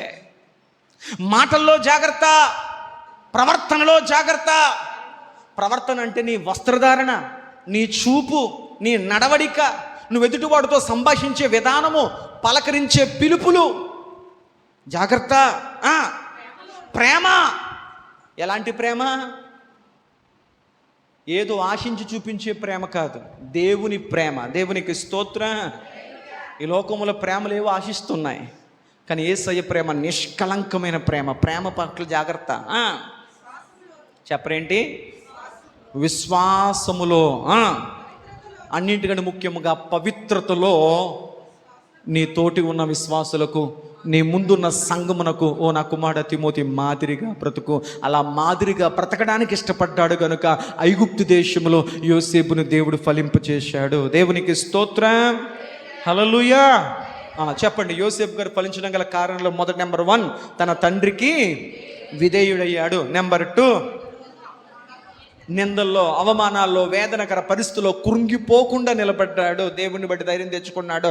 నెంబర్ 3 అతడు దేవుని కొరకు పవిత్రంగా బ్రతకడానికి తను తాను ప్రతిష్ఠించుకున్నాడు. అలా ప్రతిష్ఠించుకుంటే ఏమవుతుంది పాస్టర్ గారండి అంటే, నాజీరు చేయబడి ప్రతిష్ఠింపబడి పవిత్రంగా బ్రతకడా అంటే, దేవుడికి నేనే దిక్కు, నేను లేకపోతే దేవుడి పనులు జరగవో, నేను లేకపోతే తన ప్రజలను ఫిలిస్తీన్ల చేతి నుంచి ఎవరు విడిపించలేడు, కాబట్టి దేవుడు అలాగే కండిషన్లు పెడతాడో, నా సుఖానికి ఎవరు అడ్డుపడి నాకు కుదరదో, దేవుడు అలాగే అనుకుంటాడు, నన్ను నాజీరు చేశాడు, నాకు బలాన్ని ఇచ్చాడు, నాకు శక్తిని ఇచ్చాడు, నేను ఎలా బ్రతికినా పర్లేదు అనుకున్నాడు సంసోను. పవిత్రంగా బ్రతకవలసిన వాడు, నాజీరు చేయబడవలసిన వాడు తన నాజీరు తత్వాన్ని, తన ప్రతిష్టతను, తన పవిత్రతను కాపాడుకోలేకపోయాడు కనుక అతడు అంధుడై గుడ్డి వాడిగా మార్చబడి దేవుని చిత్తాన్ని నెరవేర్చలేక చనిపోవలసి వచ్చింది. నేను రాజునైపోయాను కదా, ఇక దేవుని మాటకు లోబడవలసిన పని లేదు అనుకున్నాడు సౌలు.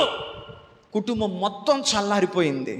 సంగమా, నువ్వు ఏ స్థితిలో ఉన్నప్పటికీ కూడా గుర్తుపెట్టుకో, దేవుని దగ్గర నీ ప్రారంభపు ప్రేమ, నీ ప్రారంభపు సాక్ష్యము, నీ ప్రారంభపు పునాది భక్తిని మాత్రం నువ్వు మర్చిపోకుందువుగాక. ఆమేన్. 3 పాఠాలు. 4వది, యోసేపు ఫలించడానికి గల 4వ కారణం ఏంటయ్యా అని అడిగితే, దేవుడు అతనికి తోడుగా ఉన్నాడు. ఎప్పుడు పవిత్రంగా బ్రతకాలని నిర్ణయించుకున్నాడు, వెంటనే దేవుడు అతనికి తోడుగా వచ్చేసాడు. ఆమేన్ చెప్పండి. చూడండి, ఆదికాండం 39వ అధ్యాయం 3వ వచనం. యెహోవా అతనికి చాలు, యెహోవా అతనికి తోడై ఉన్నాడు. అది ఎవరికి తెలిసిందో తెలుసా? అప్పటి వరకు శ్రమలలో అనుభవిస్తున్న యోసేపుకు దేవుడు నాకు తోడున్నాడు తోడున్నాడు తోడున్నాడు, అది యోసేపుకు మాత్రమే తెలుసు. ఎప్పుడైతే యోసేపు అమ్మివేయబడ్డాడో, ఎప్పుడైతే యోసేపును అనేకులు చూస్తున్నారో వాళ్ళకు అర్థమైందంట, ఆ గృహ యజమానికి అర్థమైందండి. ఏంటంటే యోసేపుకు దేవుడు తోడై ఉన్నాడు గనుక, చూడండి, అతడు యోసేపుకు దేవుడు తోడై ఉండెను గనుక అతడు చేయనిదంతయు అతని చేతిలో యెహోవా సఫలము చేసినని దేవునికి స్తోత్రం చెప్పండి. యోసేపు ఏ పని తలపెట్టినంట ఆ పనిని సఫలం చేస్తున్నాడంట దేవుడు. అప్పుడు అనుకున్నాడంటే యజమాని, ఇది యోసేపు వల్ల అయితే పని అయితే కాదు, కానీ యోసేపు ఏ పని తలపెట్టినా ఆ పని అద్భుతంగా సఫలమైపోతుంది, నాకు మంచి జరుగుతుంది. అంటే యోసేపు ఏ పని తలపెడుతున్నా, అతడు ఏ పని చేస్తున్నా ఆ పని అద్భుతంగా నెరవేరుతుంది, అద్భుతంగా సఫలమవుతుంది. అంటే ముమ్మాటికి యోసేపుకు అతడు దేవుడు తోడున్నాడని చెప్పి అతని యజమానుడు గుర్తించాడంట. దేవునికి స్తోత్రం. నేను అంటాను, తల్లి, నీ దేవుడు నీకు తోడున్నాడు అని నీ భర్త గుర్తించగలుగుతున్నాడా? ఆవిడ ప్రార్థనలు ఆవిడ కాపాడుతున్నాయండి అని ఇప్పుడు నీ భర్తని కొంచెం సాక్ష్యం చెప్పాడా? నీ బిడ్డలు చెప్పారా సాక్ష్యం? సామెతల గ్రంథం చివరి అధ్యాయం చూడకండి, అక్కడ ఏమన్నారని తెలుసా? ఆమె బిడ్డలు లెగిసి ఆమెను ధన్యురాలు, మా అమ్మ ధన్యురాలు అయ్యా, అలాంటి తల్లి గర్భంలో పుట్టడం మా ధన్యత, అంత చక్కని భక్తులు మమ్మల్ని నేర్పింది, మాకు మాదిరిగా బ్రతికింది, మా కొరకు ఎన్నో త్యాగాలు చేసింది. ఆమె బిడ్డలు ఆమెను లెగిసి ఆమెను చూసి ధన్యురాలు అంటారంట. హల్లెలూయా, హల్లెలూయా. దేవుడు అతనికి తోడై ఉన్నాడని ఆ గృహ నిర్వాహకుడికి, ఆ కుటుంబ యజమానికి అర్థమైందంట. ఎందుకు తెలుసా? అతడు నీటి ఊట యొద్ద నాటపడ్డాడు. దేవునికి స్తోత్రం. అందుకే కీర్తన గ్రంథం 1వ అధ్యాయం 3వ వచనం మనం చూడగలిగితే అక్కడ రాయబడిన మాట ఏమిటయ్యా అంటే, కీర్తన గ్రంథం 1వ అధ్యాయం 3వ వచనంలో, అతడు నీటి కాలువల యోరన నాటబడినదై ఆకువాడక తన కాలమందు ఫలమిచ్చు చెట్టు వలె ఉండెను. అతడు చేయనదంతయో, యోసేపు చేయనదంతయో సఫలమయ్యను. అతడు చేయనదంతయో సఫలమయ్యను. కారణం ఏంటంటే యోసేపు దేవుడు అనే నీటి ఊట దగ్గర ఉన్నాడు. ఒక విశ్వాసిగా బ్రతుకుతున్న నీవు వాక్యమనే నీటి ఊటలో నువ్వు బ్రతకగలిగితే, వాక్యానుసారంగా నువ్వు జీవించగలిగితే, ముమ్మాటికి బైబిల్ చెప్తున్న మాట ఏమిటాయి అంటే, నువ్వు తలపెట్టు ప్రతి కార్యమును దేవుడు సఫలపరచునుగాక.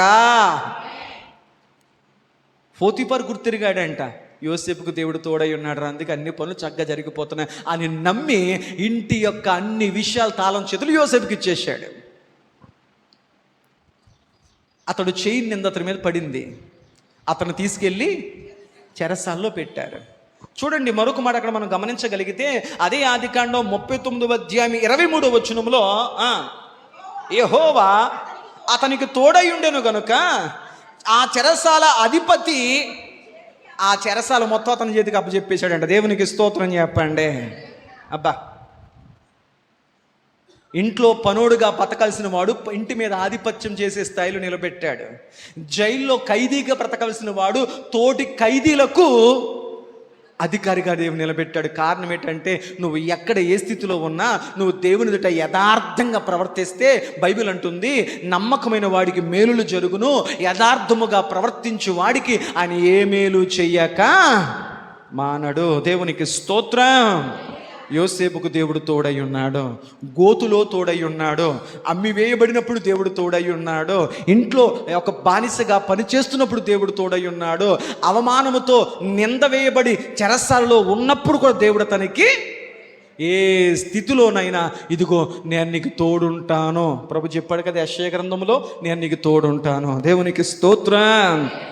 ఎవ్వరు వదిలేసినా, ఎవ్వరు అర్థం చేసుకోకపోయినా దేవుడు మాతో నిన్ను అపార్థం చేసుకొని నిన్ను వదిలేసే దేవుడు కాదు. నిన్ను సరిచేస్తాడు, సరైన మార్గములో నడిపించడానికి ఆయన నిన్ను ఇష్టపడుతూ ఉన్నాడు. దేవునికి స్తోత్రం.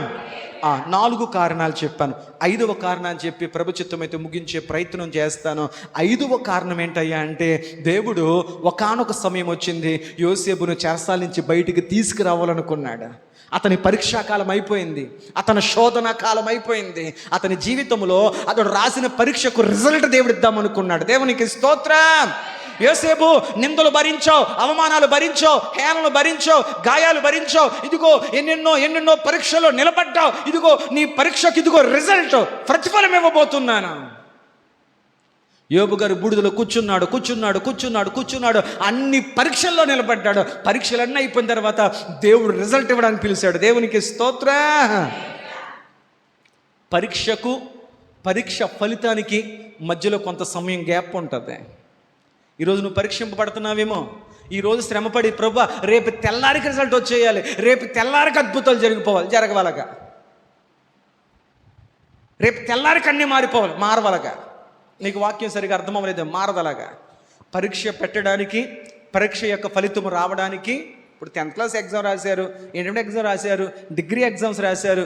ఎగ్జామ్ రాసిన తర్వాత దాని ఫలితాలకి టైం ఉంటుందా ఉండదా? దేవుడు పరీక్ష పెడతాడు, పరీక్ష పెట్టి ఫలితం ఇచ్చేంత వరకు నిన్ను పరీక్షిస్తాడు. ఈ శ్రమలు ఎలా ఉన్నావు, ఈ పరిస్థితిలో ఎలా ఉన్నావు, ఎలా ఆలోచిస్తున్నావు, ఎలా మాట్లాడుతున్నావు, ఎలా స్పందిస్తున్నావు, ఎలా నిలబడుతున్నావు అని దేవుడు నిన్ను పరీక్షించి ఒకానొక దినాన దేవుడు ఆ ఫలము నీకు అనుగ్రహించునుగాక. యోసేపును బయటికి తీసుకురావాలని దేవుడు ఆశపడ్డాడు. ఎంత అద్భుతం ఏంటంటే, దేవుడు తన భక్తుల జీవితాలు ఎప్పుడు డైరెక్టర్గా ఎంటర్ అవ్వడం, ఎప్పుడు దేవుడు డైరెక్ట్గా ఎంటర్ అవ్వడం, శ్రమల్లోకి దేవుడు డైరెక్ట్గా తీసుకెళ్ళడం, కొన్ని పరిస్థితుల ద్వారా నేను బయటికి లోపల తీసుకువెళ్తాడు, అలాంటి కొన్ని పరిస్థితుల ద్వారా దేవుడు బయటికి తీసుకొస్తాడు. దేవునికి స్తోత్రం. అది ఎవరికి అర్థం కాదు, కానీ దేవుని బిడ్డకు అర్థమవుద్ది. దేవుని జాడలు ఇవన్నీ కూడా. దేవునికి స్తోత్రం. ఆయన జాడల సారం నీకు అర్థమగునుగాక. నేను ముగించబోతూ ముందుకు వెళుతున్నాను. పోతీఫరుకు దేవుడు అతని కుటుంబంలోంచి చెరసాల్లోకి పంపించాడు యోసేపును. ఇప్పుడు పోతీఫర్ ద్వారా కాదు, ఫరో ద్వారా బయటకు తీసుకురావడం ఆశపడ్డాడు. ఫరోకు ఒక కల వచ్చేలా చేశాడు. ఆ కల భావం అతన్ని కలవరపరిచింది. అందరినీ పిలిపించాడు, ఎవరికి ఆ కల యొక్క భావం అర్థం కాలేదు. చివరికి యోసేపు ద్వారా దేవుడు ఆ కల భావం అర్థమయ్యేలా చేశాడు. ఏంటి అంటే, అయ్యా ఇదిగో నేను చూస్తున్నప్పుడు నాకు ఈ కల వచ్చింది, ఇది నాకు అర్థం కావట్లేదు. యోసేపు గారు ఆ కల భావాన్ని చెప్పాడు. రాజు వెంటనే అతన్ని చెరసాల నుంచి బయటకు విడిపించాడు, అతని చేతికి అధికారాన్ని ఇచ్చాడు. ఫరో పక్కన అతనికి ఒక సింహాసనం వేయించాడు. దేవునికి స్తోత్రం. అతను నిందను తొలగించేశాడు, అతని అవమానాన్ని తొలగించేశాడు, అతనుకున్న సమస్త స్థితిని అతను తొలగించేశాడు. దేశములోకి అతడు బానిసగా వచ్చాడు. పరీక్షా కాలం తరువాత ఆ దేశానికి దేవుడు ఒక ఉన్నతమైనటువంటి ప్రధానమంత్రిగా చేశాడు. ఫరో తర్వాత ఫరో దగ్గరికి ఏదొచ్చినా కానీ నా దగ్గరికి కాదయ్యా, యోసేపు దగ్గరికి వెళ్ళండి అంత నమ్మకత్వాన్ని పుట్టించాడు. దేవునికి స్తోత్రం. పోతిఫర్ నమ్మకం పొందుకున్నాడు, జైలు అధికారి నమ్మకాన్ని పొందుకున్నాడు, చివరికి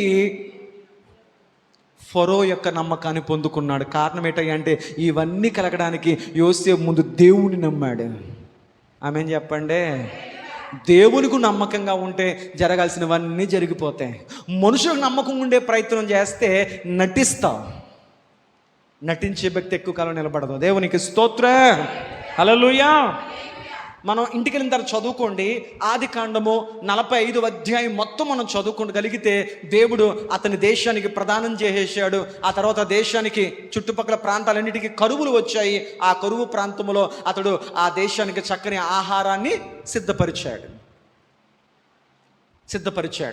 సిద్ధపరిచిన తర్వాత ఎక్కడో ఉన్న తన అన్నదమ్ములకు, తన తండ్రికి తెలిసిందంట, ఇదిగో మన దగ్గర డబ్బులు ఉన్నాయి కానీ ఆహారం లేదు అని తెలిసింది.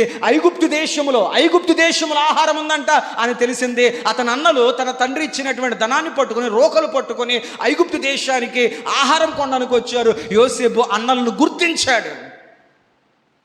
ఆ రోజు అమ్ము వేయబడిన స్థానంలో ఉన్నాడు, ఈ రోజు నా దేశానికి ప్రధాని స్థానంలో ఉన్నాడు.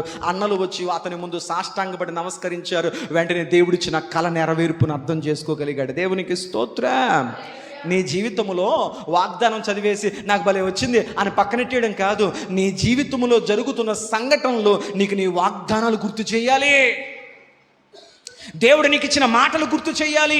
దేవుడు నీకు ఇచ్చిన ప్రమాణాలు గుర్తు చేయాలి. ఎన్ని సంవత్సరాలు జరిగిపోతున్నా ఆ వాగ్దానాలన్నీ నీ హృదయంలో ముద్రింపబడాలి. ప్రభువా, పలానా సంవత్సరంలో పలానా వాగ్దానం ఇచ్చావు కదా, ఇదిగో ఆ వాగ్దానం ఇప్పుడు నెరవేరింది. స్తోత్రం.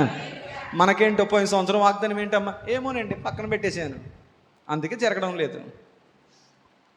అన్నలు వచ్చారు, వారిని క్షమించాడు, వారిని గుర్తించాడు, వారిని హత్తుకున్నాడు. వాడు మెడ మీద పడి ఏడ్చాడు. దేవునికి స్తోత్రం. ఒక 4 రూపాయలు వస్తే మనం తెలిసినాక కూడా మనం చూడం, అతను ఎవరో నాకు తెలియదు. డబ్బులు మనుషులను మార్చేస్తున్నాయి, మారిపోతున్నారు మనుషులు. కానీ తన అన్నలను గుర్తుపట్టాడు. వాళ్ళ మీద ఉన్న ప్రేమను గుర్తించాడు. వాళ్ళ భుజముల మీద పడ్డాడు, ఏడ్చాడు, వారిని క్షమించాడు. తనతో పాటు తన తండ్రిని కూడా తీసుకురమ్మని చెప్పాడు. తత్ఫలితంగా ఆ కుటుంబం అంతటిని పోషించాడు, కుటుంబం అంతటిని క్షమించాడు. దేవునికి స్తోత్రం. హల్లెలూయా.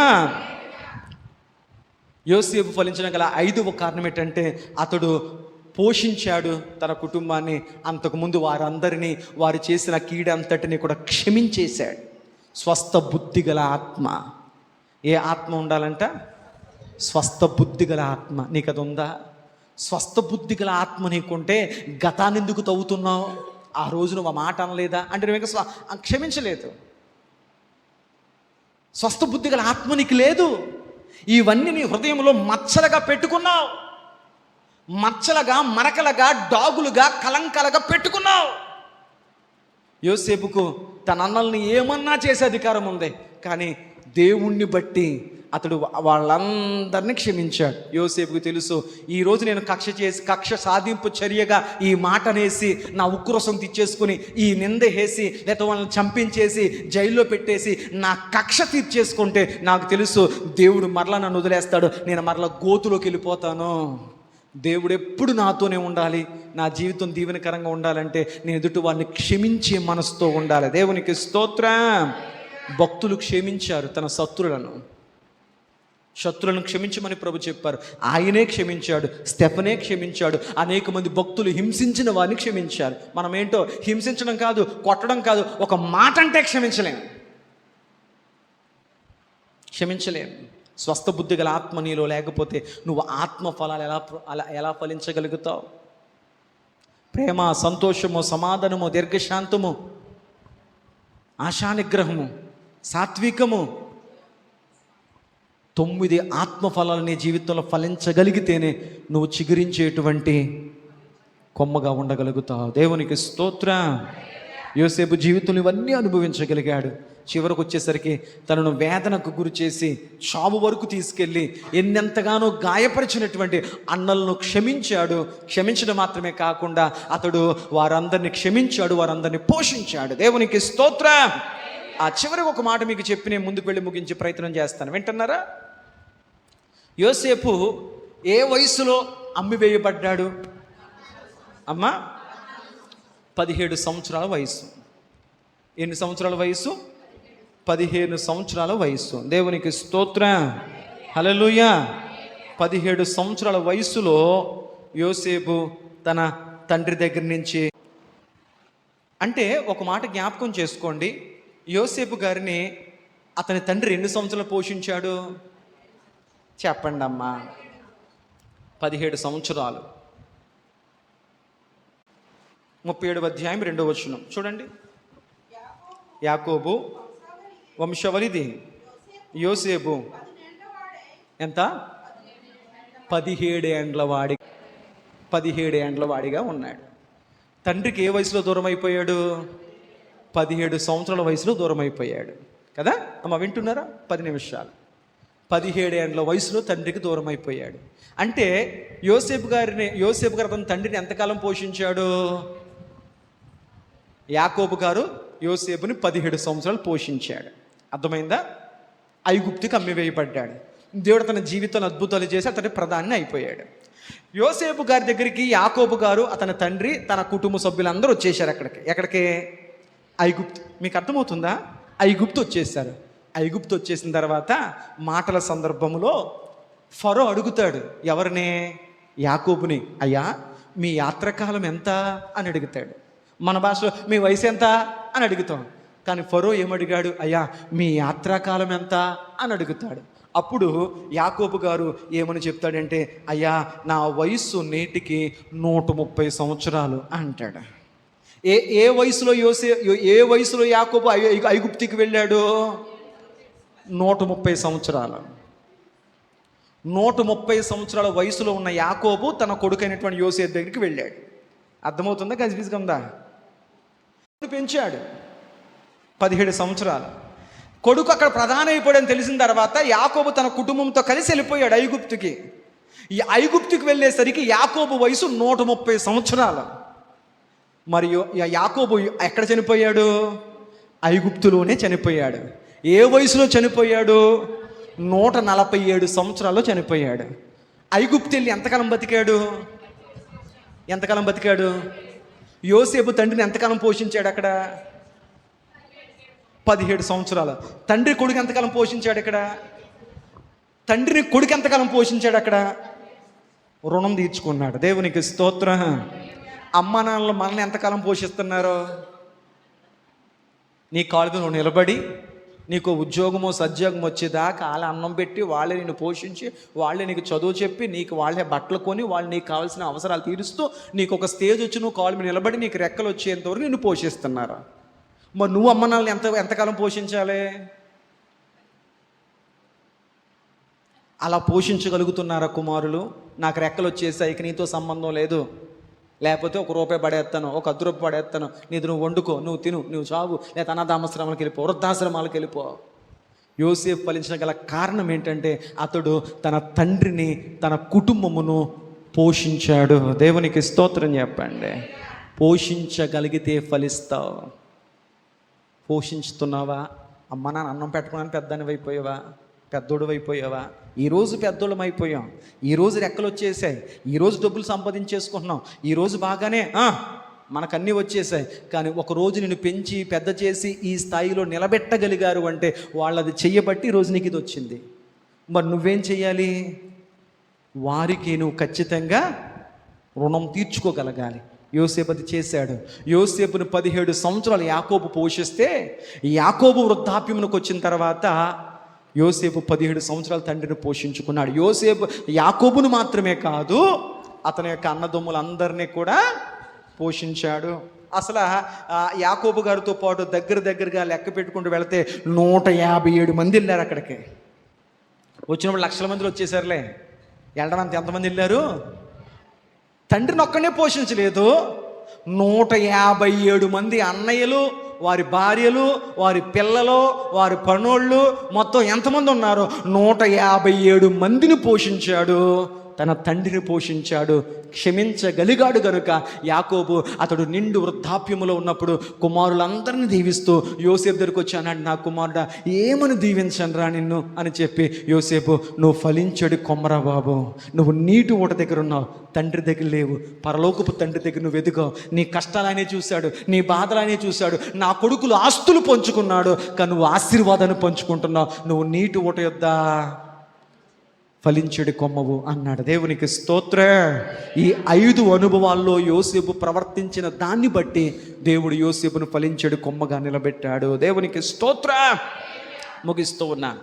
బైబిల్ కొంతమంది పండితులు అంటారు, యోసేపు గారు యేసుక్రీస్తు వారికి ఆయన ఒక ముంగుర్తు. పాత నిబంధన గ్రంథములో ఉన్న యోసేపు కొత్త నిబంధనలో రాబోతున్న యేసు ప్రభు వారికి పోలిక, సాదృశ్యము, ముంగుర్తు. వీళ్ళిద్దరి మధ్యన పోలికలు అనేకం ఉన్నాయి, కానీ టైం అయిపోతుంది కాబట్టి మొచ్చుకు ఒక 4-5 జ్ఞాపకం చేసి ముందుకెళ్ళే ప్రయత్నం చేస్తా. నెంబర్ 1, యోసేపు తన తండ్రికి విధేయుడయ్యాడు. యేసు ప్రభు వారు పరలోకమందున్న తండ్రికి విధేయుడయ్యాడు. నెంబర్ 1. చాలా ఉన్నాయి ఇటువంటి పోలికలు, 5 చెప్పి ముగించేస్తాను. నెంబర్ 2, యోసేపు గారు అన్నల చేత ద్వేషించబడ్డారు. యేసు ప్రభుని సొంత అన్నలే నమ్మలేదు. 2. నెంబర్ 3, యోసేపు గారు అమ్మివేయబడ్డాడు. యేసుక్రీస్తు ప్రభు వారు కూడా నా అని వారి చేత అమ్మివేయబడ్డాడు. నెంబర్ 4, యోసేపు ఏ దేశానికి అమ్మివేయబడ్డాడు? ఐగుప్తు దేశానికి అమ్మివేయబడి అక్కడ వెళ్ళాడు. యేసుక్రీస్తు ప్రభు చిన్న వయసులో ఉన్నప్పుడు హేరోదుకు భయపడి దూత చేత ఆజ్ఞాపించబడిన వారే కొంతకాలము ఐగుప్తుకు వెళ్ళి తలదాచుకున్నారు. యోసేపు ఐగుప్తుకు వెళ్ళాడు, యేసుక్రీస్తు ప్రభు వారు ఐగుప్తుకు వెళ్ళాడు. ఎన్నైనా 4. 5వది ఏంటయ్యా అంటే యోసేపు గారు శ్రమలు పడ్డారు, యేసుక్రీస్తు ప్రభు వారు శ్రమలు పెట్టారు. 6వ చెప్తున్నాను, యేసుక్రీస్తు ప్రభువారు క్షమించారు, యోసేపు ఇంకెలా చెప్పుకుంటూ వెళ్ళిపోతే ఉన్నాయో. చివరిగా చెప్తాను, యోసేపులో యేసు ప్రభులో జోసఫ్, జీసస్ రెండిట్లో మొదటి అక్షరాలు ఏంటి? జే అంటే అన్ని విధాలుగా చూడగలిగితే రాబోతున్న మెస్సయ్యకు, రాబోతున్న యేసయ్యకు యోసేపు ముంగుర్తు, నీడ, పోలిక వంటి వాడు. దేవునికి స్తోత్రం. కాండము 49వ అధ్యాయము 22వ వచనాన్ని మనం ధ్యానించగలిగితే